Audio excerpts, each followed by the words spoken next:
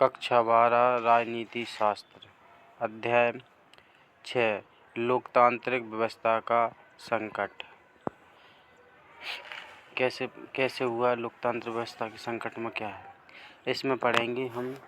भारत सरकार और न्यायपालिका के बीच संघर्ष का विवाद, मतलब कि लोकतांत्रिक व्यवस्था का संकट कैसे है, इसमें पढ़ेंगे। भारत सरकार और न्यायपालिका के बीच संघर्ष। भारत सरकार और न्यायपालिका के बीच 3 संवैधानिक मुद्दे उठे। सबसे पहले क्या हुआ कि 1975-74 में इंदिरा गांधी भारत की प्रधानमंत्री थी। ठीक है, तो भारत सरकार और न्यायपालिका के बीच संघर्ष। 3 संवैधानिक मुद्दे हैं। पहला है, क्या संसद मौलिक अधिकारों में कटौती कर सकती है। भारत सरकार ने कहा कि क्या संसद मौलिक अधिकारों में कटौती कर सकती है, तो सर्वोच्च न्यायालय का जवाब था कि संसद ऐसा नहीं कर सकती है क्योंकि मौलिक अधिकारों में कोई भी कटौती नहीं कर सकता है। दूसरा क्या था, क्या संसद संविधान में संशोधन करके संपत्ति के अधिकारों में काट-छाँट कर सकती है। यानी कि संसद का मतलब था कि संविधान में संशोधन करके संपत्ति के अधिकार में काट-छाँट कर सकती है। इस मसले पर सर्वोच्च न्यायालय का यही कहना था कि सरकार संविधान में इस तरह के संशोधन नहीं कर सकती क्योंकि अधिकारों की कटौती हो जाएगी। तीसरा यह था, संसद ने यह कहते हुए संविधान में संशोधन किया कि वह नीति निर्देशक सिद्धांतों को प्रभावी बनाने के लिए मौलिक अधिकार में कमी कर सकती है। मतलब कि सरकार का यह था कि नीति निर्देशक को प्रभावी बनाने के लिए हम मौलिक अधिकारों में परिवर्तन कर सकते। ऐसा इस कारण भी सर्वोच्च न्यायालय में विरोध हो गया। इससे सरकार और न्यायपालिका के बीच संबंधों में तनाव बढ़ गए। इसी बीच एक केशवा बनाम भारतीय 1973 के मुकदमे के रूप में सामने आई। इस मामले में सर्वोच्च न्यायालय ने फैसला सुनाया कि संविधान का एक बुनियादी ढांचा है और संसद इन ढांचागत विशेषताओं में संशोधन नहीं कर सकती है।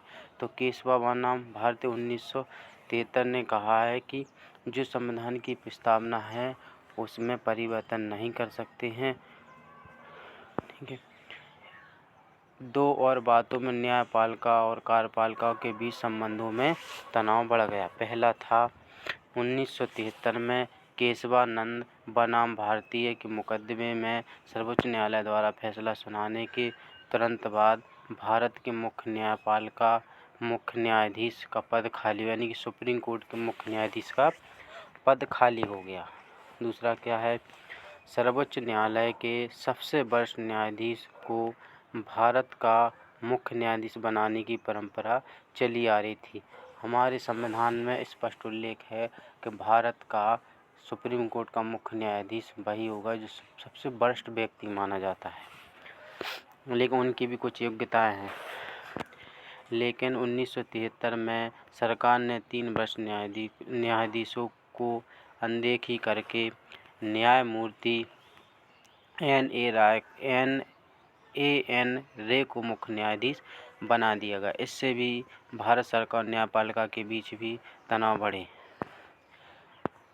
घोषणा आपातकाल, इसमें पढ़ेंगे दूसरा पार्ट आपातकाल की घोषणा। तो पहले क्या आपातकाल की घोषणा क्या हुआ कि भारत सरकार और न्यायपालिका के बीच मतभेद हो। अब क्या हुआ कि 12 जून 1975 के दिन इलाहाबाद उच्च न्यायालय के न्यायाधीश जगन मोहन लाल सिन्हा ने फैसला सुनाया। उन्होंने लोकसभा के लिए इंदिरा गांधी के निर्वाचन को अवैधानिक करार दे दिया। मतलब कि इंदिरा गांधी के जो लोकसभा के चुनाव हुए उन्हें अवैधानिक घोषित कर दी, क्योंकि उन्हें ये कहा कि आपने सरकारी कर्मचारियों का अपने चुनाव में उपयोग किया है। इंदिरा गांधी के निर्वाचन को चुनौती देते हुए तर्क दिया कि उन्होंने चुनाव प्रचार में सरकारी कर्मचारियों की सेवाओं का इस्तेमाल किया था। उच्च न्यायालय के इस फैसले का मतलब था अब इंदिरा गांधी सांसद नहीं रहीं और अगर अगले 6 माह की अवधि में दोबारा संसद निर्वाचन नहीं होती हैं तो प्रधानमंत्री के पद पर नहीं रह सकती हैं। मतलब कि अब भारत के संविधान में ये उल्लेख है कि कोई भी व्यक्ति यदि चुनाव उसके असंवैधानिक घोषित होते हैं या वो चुनाव हार जाता है तो 6 महीने के अंदर उसको दोबारा से लोकसभा या राज्यसभा से जीत के आना चाहिए, तभी वो प्रधानमंत्री के पद पर रह सकता है। 6 महीने तक तो रह सकता है। इंदिरा गांधी ने सर्वोच्च न्यायालय की शरण में गई तो 24 जून 1975 को सर्वोच्च न्यायालय ने उच्च न्यायालय के इस फैसले पर कहा, जब तक अपील की सुनवाई नहीं होती है तब तक इंदिरा गांधी सांसद बनी रहेंगी, लेकिन वे लोकसभा की कार्रवाई में भाग नहीं ले सकती हैं। इंदिरा गांधी सुप्रीम कोर्ट में गई तो सुप्रीम कोर्ट ने 24 जून 1975 को फैसला सुनाया कि उच्च न्यायालय की जब तक कार्रवाई नहीं होती तब तक इंदिरा गांधी सांसद तो बनी रहेंगी, लेकिन वे संसद की कार्रवाई में भाग नहीं ले सकती हैं।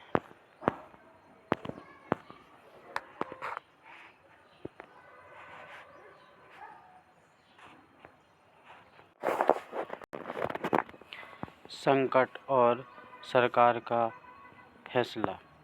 मतलब कि अब सरकार तो जयप्रकाश नारायण की अगुवाई ने विपक्षी दलों ने इंदिरा गांधी के इस्तीफे के लिए दबाव डाला। जयप्रकाश नारायण की अगुवाई में विपक्षी दलों ने इंदिरा गांधी के इस्तीफे के लिए दबाव डाला। इन दलों ने 25 जून 1975 को दिल्ली के रामलीला मैदान में एक विशाल प्रदर्शन किया। मतलब कि उनके इंदिरा गांधी के चुनाव भी अवैध घोषित हो गए और सुप्रीम कोर्ट ने ये कहा कि आप संसद की कार्रवाई में मतलब संसद तो रह सकती लेकिन संसद की कार्रवाई में भाग नहीं ले सकती। इस कारण जयप्रकाश नारायण थे जो विपक्षी दलों के साथ मिलकर उन्होंने कहा कि इंदिरा गांधी अपना इस्तीफा दी। इन दलों ने 25 जून 1975 को दिल्ली के रामलीला मैदान में एक विशाल प्रदर्शन किया। विपक्ष ने सेना, पुलिस और सरकारी कर्मचारियों से निवेदन किया कि वे सरकार के अनैतिक और अवैधानिक आदेशों का पालन न करें। देश का राजनीतिक मिजाज अब पहले से कहीं ज़्यादा कांग्रेस के खिलाफ हो गया था। तो 25 जून 1975 के दिन सरकार ने देश की आंतरिक गड़बड़ी की आशंका के आधार पर आपातकाल की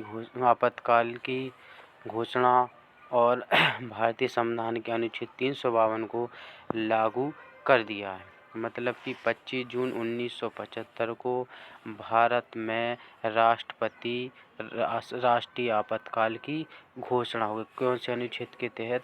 352 के अनुच्छेद के तहत। 352 में क्या है? इसके अंतर्गत यह प्रावधान है कि बाहरी अथवा अंदरूनी गड़बड़ी की आशंका होने पर सरकार आपातकाल लागू कर सकती है। सरकार का निर्णय था कि गंभीर